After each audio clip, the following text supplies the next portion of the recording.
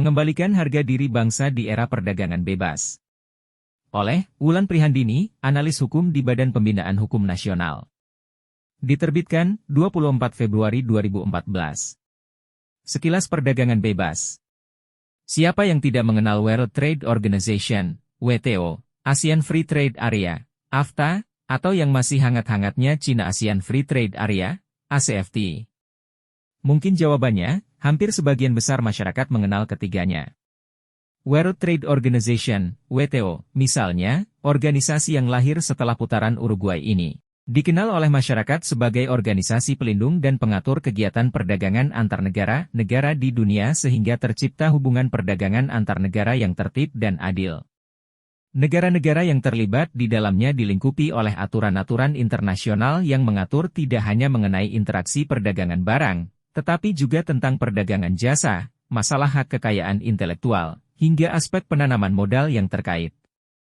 Spirit yang diusung tak lain untuk membuat interaksi perdagangan antar negara-negara di dunia menjadi lebih leluasa dan terbuka. Tidak ada lagi sekat-sekat yang menghambat negeri A menjual barangnya ke negara B, begitu pula sebaliknya namun masih tetap dalam kerangka aturan hukum yang jelas. Aturan-aturan hukum yang dibuat dalam WTO dipergunakan sebagai alat untuk memperlancar kegiatan perdagangan internasional negara-negara anggota. Arus barang dan jasa bisa menjadi lebih cepat sehingga meningkatlah pendapatan suatu negara.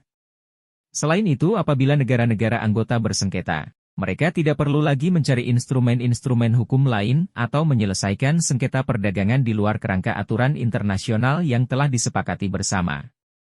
Setiap negara yang bersengketa, merujuk pada satu sumber hukum yang sama saat mereka bersengketa, sehingga terciptalah kepastian hukum bagi para pihak, terutama negara-negara yang posisi ekonominya lemah.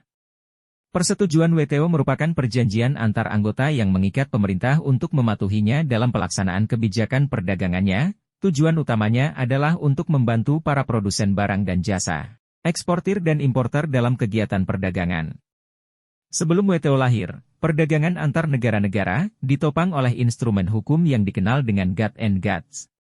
Kedua instrumen hukum inilah yang kemudian diakomodir dalam persetujuan WTO dan berlaku mengikat negara-negara anggotanya. GATT bicara tentang penghapusan hambatan perdagangan barang yang bersifat non-tarif barrier.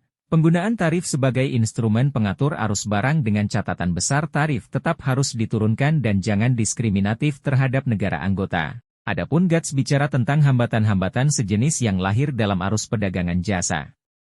Prinsip-prinsip MFN, Most Favored Nations, dan National Treatment menjadi pilar-pilar utama dari GATT dan GATS guna menciptakan perdagangan yang lebih adil. MFN mengutamakan perlakuan yang sama oleh anggota WTO kepada semua anggota WTO lainnya terutama dalam hal penentuan tarif atas barang dan jasa dari suatu negara. Keringanan tarif impor yang diberikan pada produk suatu negara harus diberikan pula kepada produk impor dari mitra dagang negara anggota lainnya. Adapun national treatment bicara soal perlakuan yang sama antara produk dalam negeri dan produk impor, luar negeri, terutama dalam hal pengenaan bea atau pajak terhadap produk impor dan regulasi internal. Pengenaan bea atau pajak internal haruslah sama antara produk dalam dan luar, namun dikecualikan atas prinsip ini adalah pengenaan bea masuk. Pengenaan bea masuk terhadap produk impor bukanlah merupakan suatu pelanggaran sekalipun terhadap produk lokal, pemerintah bersangkutan tidak mengenakan bea atau pajak yang tarifnya sama. Regulasi internal berkaitan dengan segala kebijakan, hukum aturan persyaratan, law, regulation or requirement, yang mempengaruhi penjualan, penawaran penjualan, pembelian, transportasi, distribusi atau penggunaan barang-barang. Ketentuan pengenaan pajak dan regulasi internal hanya berlaku terhadap barang-barang sejenis, like product, dan barang-barang yang bersaing secara langsung dalam pasar atau barang substitusi. Guna melengkapi prinsip-prinsip tersebut, WTO juga mengatur tentang akses pasar yang bicara soal bea cukai, pungutan lain, restriksi kuantitatif dan hambatan non-tarif, unfair trade yang berkaitan dengan dumping, subsidi dan proteksi haki. Perjanjian WTO juga menerapkan prinsip transparansi.